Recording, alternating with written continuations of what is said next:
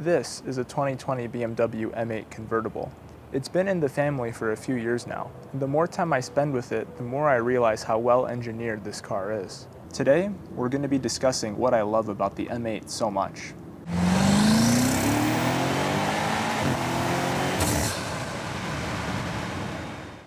This car is completely stock. Well, that's not exactly true. Every car that stays in my garage gets equipped with a radar detector and laser jammer from Escort. You can see here behind me in the front bumper, we have laser shifters, and the radar detector is right over my left shoulder behind in the grille. I think the exhaust is one of the best parts of this car. Modern turbocharged V8s often try to imitate something that they're not. Manufacturers tune them to sound bigger, louder, and more aggressive than they naturally want to be. The S63 doesn't do that. It embraces its own personality. It has this deep, exotic sounding tone that builds into a high revving character. Once it gets up to temperature, the overrun crackles and burbles are honestly addictive. But what I appreciate most of all is that BMW gives you a choice. If I want all the drama, one button brings it to life. And if I just want to hear the engine itself, or if I'm simply not in the mood for any of those theatrics, the same button quiets everything down. But that's thoughtful engineering. It's not just loud for the sake of being loud.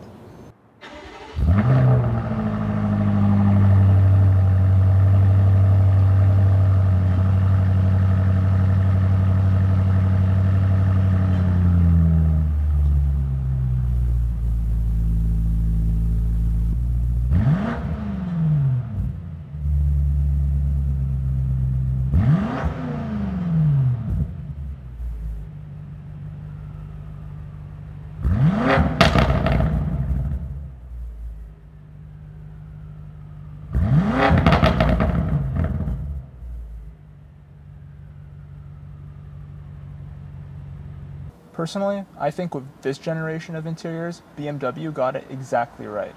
Everything you use frequently still has a physical control. We have physical HVAC controls here, heated and cooled seats. One of the best things of this entire interior is the customizable radio preset buttons. Most people think they're just for radio presets, but you can program them to any function in the car, a navigation destination or a contact to call too. For me, I have one set to tire pressure monitor, 3 for the sound menu for the Bowers & Wilkins stereo, 4 for the sport displays. The list goes on. It's awesome. This is one of those features that seems insignificant at first, but after you've lived with it, it's really hard to go back without it. And frankly, I'm disappointed that the newer BMWs don't have this anymore. This was a distinguishing technological feature that only BMW offered. Now they don't do that anymore. I've started wondering why more manufacturers abandon awesome features like this. New interiors chase minimalism by burying everything inside a screen. And to me, that is not progress. When I'm driving quickly, I don't want to have to look away from the road to adjust something that used to be a physical button. BMW understood that here, and I think this interior will age far better because of it. If there's one thing BMW absolutely nailed, it's the calibration of this engine. On paper, the numbers are impressive. 617 horsepower and 553 pound-feet of torque. But those numbers don't tell the whole story. Peak torque arrives at just 1800 RPM and it stays available all the way past 5800. That means the engine never feels like it's waiting for boost to build up or is asking you to put it in the right gear. It simply responds. Yet unlike many modern turbocharged engines that feel like they run out of breath once you hit the end of the torque curve, this one keeps pulling hard to a high red line of 7200 RPM. The power keeps climbing, the character changes, and you're rewarded for actually using the upper half of your tachometer.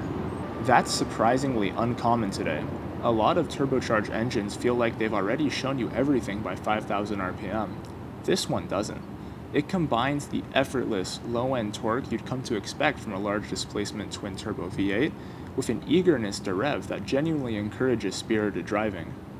It's one of the few engines I've ever driven that feels equally happy at 2000 RPM in bumper-to-bumper traffic as it does charging the red line on your favorite back road.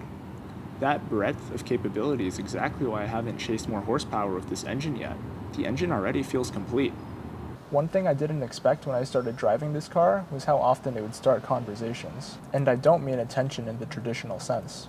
What I've noticed is that it brings people together. Kids wave from the back seat.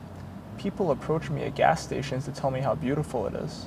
Other enthusiasts roll down their windows just to give me a thumbs up or even ask for a quick rev. It reminds me that car culture at its best is not about showing off. It's about sharing an appreciation of something mechanical, for craftsmanship, for engineering.